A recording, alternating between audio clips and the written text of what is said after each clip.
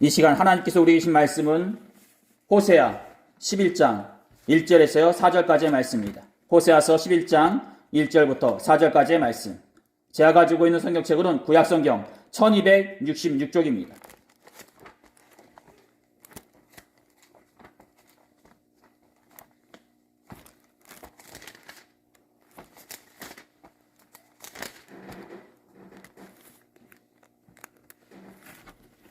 제가 가지고 있는 성경책으로는 구약성경 1266쪽 호세아 11장 1절부터 4절까지의 말씀입니다.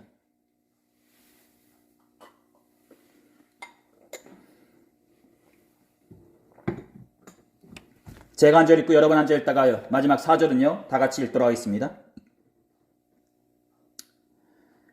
이스라엘이 어렸을 때에 내가 사랑하여 내 아들을 애굽에서 불러냈거늘 선지자들이 그들을 부를수록 그들은 점점 멀리하고 바알들에게 제사하며 아로새긴 우상 앞에서 분향하였느니라. 그러나 내가 에브라임에게 걸음을 가르치고 내 팔로 안았음에도 내가 그들을 고치는 줄을 그들은 알지 못하였더라. 내가 사람의 줄 곧 사랑의 줄로 그들을 이끌었고 그들에게 대하여 그 목에서 멍에를 벗기는 자 같이 되었으며 그들 앞에 먹을 것을 두었노다. 아멘. 오늘은 어버이 주일을 맞이했어요. 하나님의 마음, 어머니의 마음이라는 제목으로 다 같이 하나님의 말씀 나누도록 하겠습니다. 우리 말씀 나누기 전 앞뒤 좌우로 마음과 정성을 모았어요. 예수님의 이름으로 축복의 인사 나누도록 하겠습니다. 예수님의 이름으로 사랑하고 축복합니다. 예수님의 이름으로 사랑하고 축복합니다. 말씀 나누도록 하겠습니다. 이 세상에서 가장 많은 아픔을 당하고 가장 많은 상처를 받은 분을 얘기하자면 아마 이 땅의 어머님들이 아닌가 싶습니다.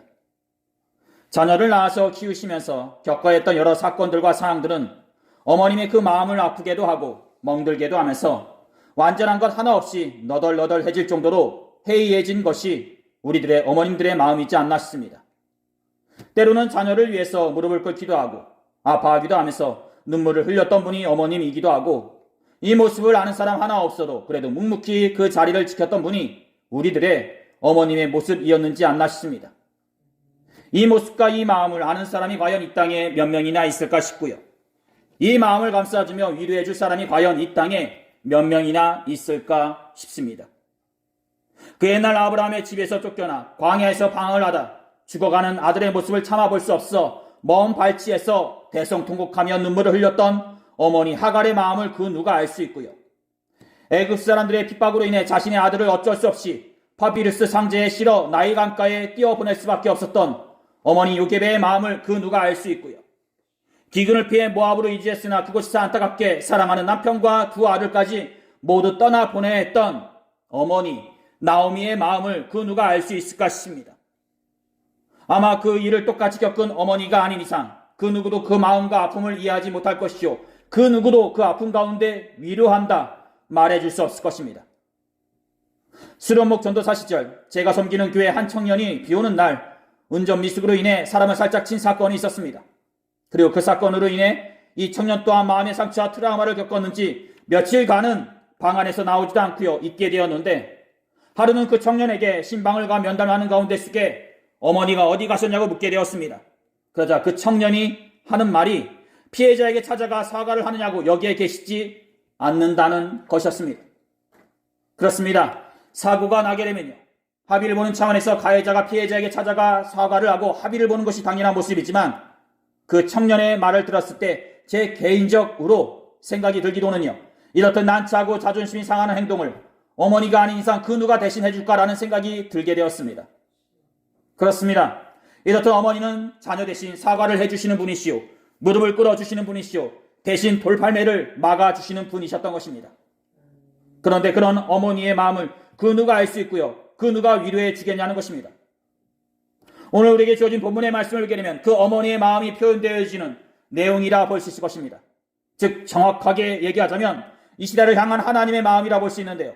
그 이 시대를 향한 하나님의 마음이 오늘날 자녀를 향한 어머니의 마음과 같다라는 것입니다. 오늘 본문의 말씀이 이렇습니다. 북이 시대하던 강대국인 아수르로 인해 국력이 쇠약해진 아람을 공격함으로써 그 수도인 다메섹을 포함하여 가나안의 북쪽 경계인 하만 어기에서부터 남쪽인 아라바 바다까지 그 영토를 확장하게 되고요. 동서 교역의 중심지였던 다메섹에서의 국제무역을 통하여 엄청난 경제적 번영을 이루게 됩니다. 그리고 이로 인해 북이스라엘은 물질 만능주의와 세속적인 쾌락지에 빠져 극심한 도덕적, 종교적 타락을 가져오게 되고요. 이런 상황 가운데 오늘 본문에서 얘기하고 있는 호세아 선지자가 활동하게 되었다 볼 수 있을 것입니다.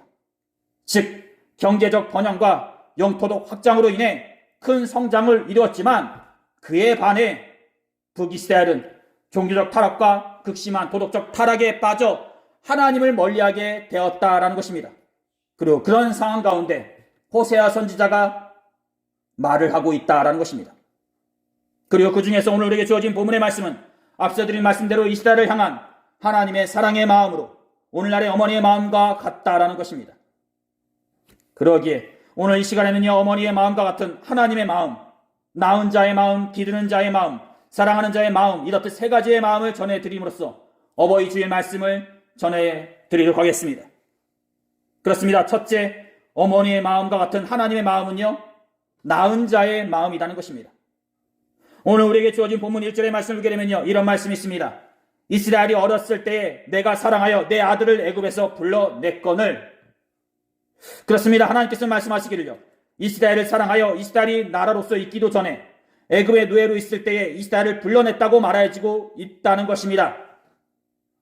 이스라엘은 나라로서 생기기도 전에, 아니 한 민족으로서 생기기도 전에 야곱이라는 한 가문으로서 애굽에 들어가게 되었습니다. 그 당시만 해도요, 애굽은 야곱의 11번째 아들인 요셉이 총리로 있었던 나라였기에 모든 면에서 요셉의 사람들에게 친밀함이 있었던 나라였습니다. 그런데 어떻죠? 430년의 시간이 흐르면서 이 관계는 변하게 되었고요. 어느새 야곱과 요셉을 모르는 사람이 왕이 되어 야곱과 그에 속한 모든 사람들을 핍박하게 되었던 것입니다. 물론 430년이라는 시간 동안 야곱의 사람들 또한 불안한 것은 당연한 모습이었습니다. 다음은 출애굽기 1장 8절에 기록된 애굽에 있는 이스라엘 사람들의 모습이라 말씀드릴 수 있을 것입니다. 요셉을 알지 못하는 새 왕이 일어나 애굽을 다스리더니 그가 그 백성에게 이르되 이 백성 이스라엘 자손이 우리보다 많고 강하더라. 자, 우리가 그들에게 대하여 지혜롭게 하자. 그렇건대 그들이 더 많게 되면 전쟁이 일어날 때에 우리 대적과 합하여 우리와 싸우고 이 땅에서 나갈까 하노라 하고 감독들을 그들 위에 세우고 그들에게 무거운 짐을 지워 괴롭게 하여 그들에게 바로를 위하여 국고성 비돔과 람셋을 건축하게 하니라. 그러나 학대를 받을수록 더욱 번성하여 퍼져나가니 애굽 사람이 이스라엘 자손으로 말미암아 근심하여 이스라엘 자손에게 일을 엄하게 시키더라. 그렇습니다. 이렇듯 430년 후에 이스라엘의 모습은요, 애굽에서 노예로서의 삶을 살게 되었던 것이요, 이 모습으로 끝나는 것이 아니라 애굽은 불어나는 이스라엘 사람들을 억제하기 위하여 아기가 태어났을 때에 아들이면 죽이고요, 딸이면 살려주는 악행까지 저지르게 되었다는 것입니다. 다음은 출애굽기 1장 16절에 기록된 이에 대한 내용이라 볼 수 있을 것입니다. 애굽 왕이 히브리 산파 십부라라 하는 사람과 부하라 하는 사람에게 말하여 이르되 너희는 히브리 여인을 위하여 해산을 도울 때에 그 자리를 살펴서 아들이거든 그를 죽이고 딸이거든 살려두라. 남자아이는 장차 이스라엘의 군사력이 될 수 있는 아이들이니 이를 뿌리채 뽑으려 했던 것이요, 여자아이는요 군사력에 위협이 되지 않을 뿐더러 훗날 애굽의 남자들과 결혼을 시키면 충분히 애굽에 흡수되어 살아갈 것이다 생각하였기에 이에 남자아이들은 다 죽이고 여자아이들은 살려두었던 것입니다. 즉 애굽은 남자아이를 죽이고 여자아이를 살려둠으로써 이스라엘의 저항 능력과 군사적 반란 가능성을 아예 없애버렸던 것이요, 또한 이스라엘의 민족 정체성 또한 없애버리려 하였던 것입니다. 그리고 이러한 상황 가운데 속에 모세가 태어나게 되었던 것이요, 나중에는 200만 명이나 되는 사람들이 출애굽을 하게 되었던 것입니다. 그리고 지금의 모습에 와서 하나님께서는 그 나라로서 만들어지기도 전에 이스라엘을 회상하시면서 말씀하셨던 것입니다. 아직 나라로서 있기도 전에, 아직 태어나기도 전에 하나님께서는 이스라엘을 사랑하셨다는 것입니다. 사랑하는 여러분, 이 땅의 어머님들 또한 어떤 것입니다. 아기가 태어난 순간부터 사랑합니까? 아니면 아기가 태어나기도 전에 뱃속에 있을 때 태아에서부터 사랑합니까? 아마 태어나기도 전에, 아니 아직 만들어지기도 전에 내가 낳을 자식이라는 것만으로도 어머님들은 사랑하지 않나 싶습니다. 즉 내가 품었다는 것만으로도 우리의 어머님들은 당신의 자녀들을 사랑하신다는 것입니다.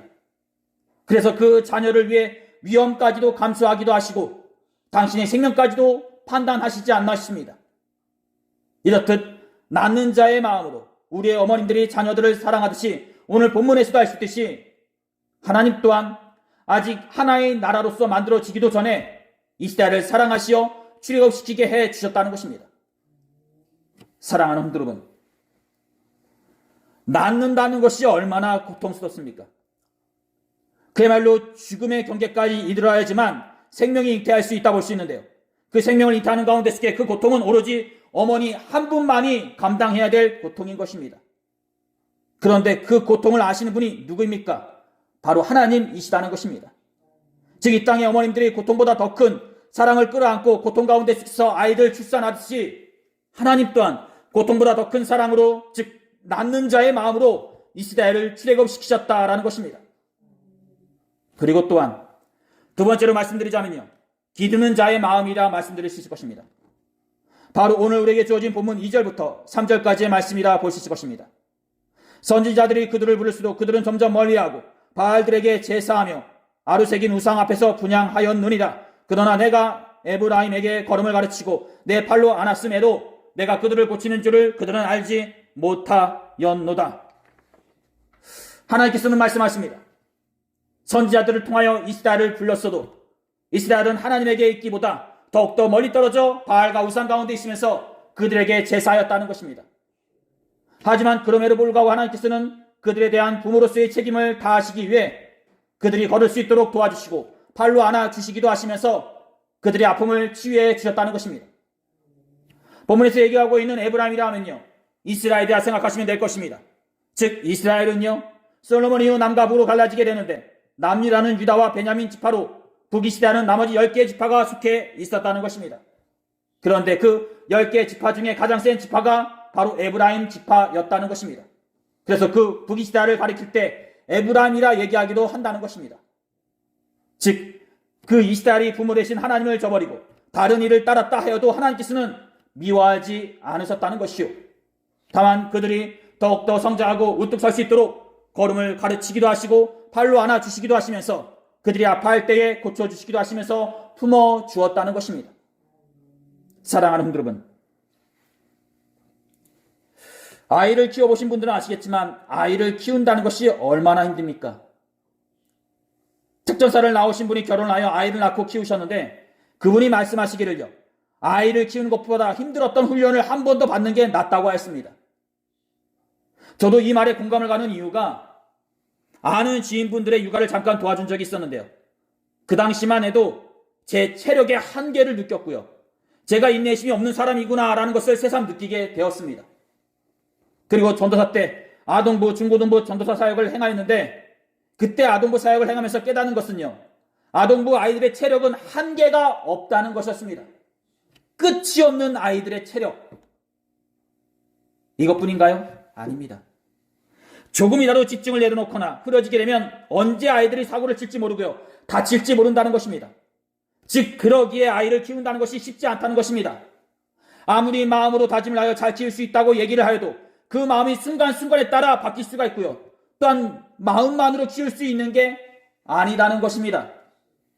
그런데 안타까운 것은요, 그렇게 마음과 정성을 다하여 자녀를 키웠다 해도요, 그 자녀가 그 기른 분의 마음을 모른다는 것입니다. 즉 자기 혼자 큰 걸로 알고 있다라는 것입니다. 바로 오늘 본문에서 보여지는 이스라엘 백성들이 하나님의 마음을 모르는 것처럼 말이죠. 어머니의 사랑에 대한 이야기로 이러한 이야기가 있습니다. 아마 여러분들도 한 번쯤은 들어보았을 내용일 텐데요. 어느 마을에 한 청년이 살고 있었다고 합니다. 그리고 그 청년은요, 한 여인을 너무나 깊게 사랑하고 있었다고 합니다. 그런데 그 청년이 사랑하는 그 여인은 매우 표독스럽고 잔인한 취미를 가지고 있는 여인이었는데 어느 날 그 여인은 이 청년에게 말하기를요, 당신이 진정으로 나를 사랑한다면 그 증거로 당신의 어머니의 심장을 내게 가져오라고 말하게 된다는 것입니다. 이에 사랑의 눈이 먼 이 청년은 조금은 망설였지만 결국 어머니의 심장을 여인에게 바치기로 마음을 먹게 되고요, 어머니의 심장을 들고 그 여인에게 달려가게 된다는 것입니다. 그런데 너무나 급히 달려간 나머지 청년은 그만 돌불에 걸려 넘어지게 되고요, 어머니의 심장 또한 청년의 손에서 미끄러져 떼굴떼굴 굴러가게 된다는 것입니다. 그렇게 굴러가면서 어머니의 심장은 자신의 아들인 청년에게 말하기를요, 이렇게 말하였다고 합니다. 얘야, 어디 다치지 않았니? 라고 말이죠. 그렇습니다. 이렇듯 어머니는 어떤 상황 속에서도 청년을 걱정하였던 것이요, 비록 당신을 배신하고 떠났다 해도 그 청년의 안위와 앞날을 위해 걱정하시는 분이 어머니였던 것입니다. 이렇듯 오늘 우리에게 주어진 본문 2절과 3절까지의 말씀에서 알듯이 하나님께서 말씀하십니다. 네가 나를 배신하여 떠났어도 나는 너의 걸음을 가르쳐 주었고 너를 안아주기도 하면서 너의 아픔을 치유해 주기도 하였다 라고 말이죠. 네가 나를 떠났어도, 네가 나를 모른다 했어도, 네가 나에게 손가락질 하고 칼을 들이댔어도 나는 너의 걸음을 가르쳐 주었고 너를 안아주기도 하면서 네가 아플 때 네 아픔을 내가 치유해 주었다 라고 말이죠. 즉 가장 상처를 받은 분이 하나님에도 불구하고 그 하나님께서는 당신을 돌보기보다 자녀된 이스라엘을 걱정한 나머지 그 상처를 치유해주고 안아주었다는 것입니다. 사랑하는 성도 여러분, 이렇듯 당신을 돌보기보다 사랑하는 가운데 속에 자녀들을 먼저 돌보는 이 모습을 우리는 기르는 자의 마음이라 말씀드릴 것입니다.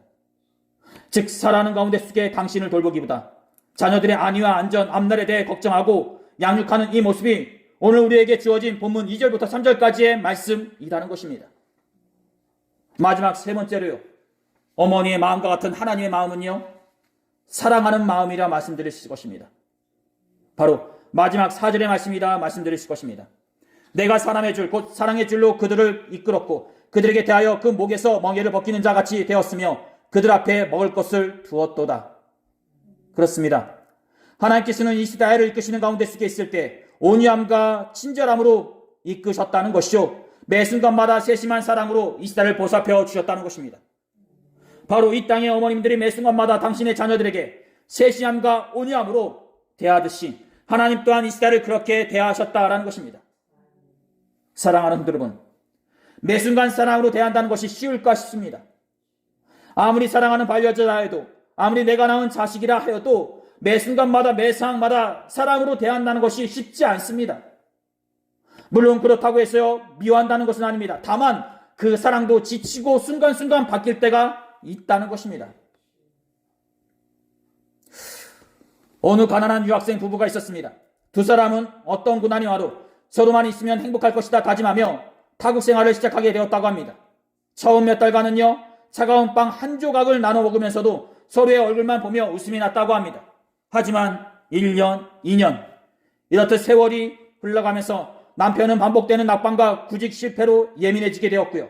아내는 식당 아르바이트로 거칠어진 손마리를 보면서 서러움이 쌓여갔다고 합니다. 그러던 중 비가 오는 어느 날 저녁 두 사람은 식탁에 앉게 되었고요. 남편은 배가 너무 고픈 나머지 아내의 몫으로 남겨진 샌드위치 반쪽을 자신도 모르게 먼저 먹게 되었던 것입니다.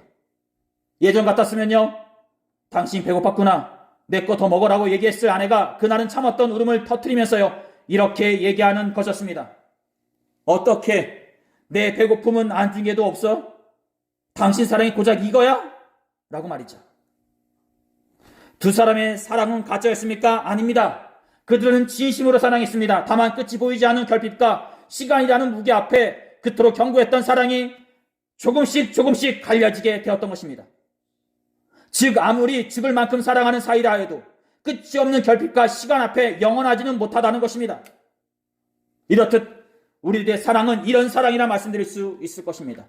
즉 우리가 사랑하는 사람들의 사랑은 이렇다라는 것입니다. 그나마 사람들 사이에서 가장 깊고 넓은 사랑을 얘기한다면 어머니의 사랑이라 말씀드릴 수 있는 것입니다. 그런데 그 사랑도 시간 앞에 영원하거나 견고하지는 못한다는 것입니다. 하지만 하나님께서는 그러한 사랑을 뛰어넘는 변하지 않은 사랑으로 우리들을 대하신다는 것입니다. 매 순간, 매 상황마다 말이죠. 사랑하는 여러분, 이렇다 하나님께서 이스라엘을 낳은 분으로서, 기르시는 분으로서, 사랑하는 분으로서 이끄셨던 것처럼 이 땅의 어머님들 또한 자녀들을 낳고 기르고 사랑하는 가운데 속에 키우신다 볼 수 있을 것입니다. 그리고 그런 가운데 속에 수많은 상처와 아픔과 눈물을 흘리시게 되시는데요. 안타까운 것은요, 그런 어머니의 마음을 진심으로 아는 사람은 이 땅에 아무도 없고요. 그 마음을 진정으로 위로하고 보듬어줄 사람 또한 이 땅에는 아무도 없다는 것입니다. 다만 그와 똑같은 사랑으로 이 시대를 이끌었던 하나님 빼고 말이죠. 사랑하는 여러분, 여러분들이 어머니로서 겪었던 모든 사건과 상황 가운데 겪었던 그 모든 감정, 하나님께서는 알고 계시고 하나님께서 똑같이 겪으셨습니다. 그러니 그 하나님께 소망을 두시고 그 하나님께 위로를 받으시기를 두손 모아 소원합니다. 1년에 한 번뿐인 어버이날로 위로가 되지는 않으실 것입니다. 그리고 아무리 효도를 하고 잘한다 해도 어머니의 마음을 다 이해하지는 못할 것입니다. 하지만 하나님께서는요, 그 마음을 아시고 하나님께서는 또 다른 어머니로서 여러분들을 품어주신다는 것입니다. 그 사실을 잊지 마시고요. 어머니이신 여러분, 그 어머니의 마음을 가지고 계신 하나님께 위로를 받으시기를 두 손 모아 소원합니다. 오늘 하나님께서 우리에게 주신 말씀은 여기까지입니다. 기도하시겠습니다. 귀하시 복되신 우리 하나님 아버지, 오늘 우리는 이 시대를 향한 하나님의 마음을 통해 이 땅의 어머님들의 마음을 읽어보았습니다. 하나님께서 이 시대 가운데 낳은 자의 마음으로, 기르는 자의 마음으로, 사랑하는 자의 마음으로 이끌었던 것처럼 오늘날 이 땅의 어머님들 또한 낳고 기르고 사랑하는 자로서 자녀들을 키우시고 계심을 믿습니다. 그 자녀들을 키우실 때 마음을 하나님께서 아시듯이 그 하나님께 소망을 두고 위로를 받는 주의 성도들이 되게 하여 주시옵시고, 오직 주 안에서 참된 위로와 평안이 있음을 다시 한번 깨닫는 주의 성도들이 되게 하여 주시옵소서. 특별히 어버이 주일을 맞이하여 이 땅의 모든 어머님과 아버님들에게 위로와 평안이 있게 하여 주시옵소서. 감사드리며 이 모든 기도를 우리 주 예수 그리스도의 이름으로 간절히 기도드렸사옵나이다. 아멘.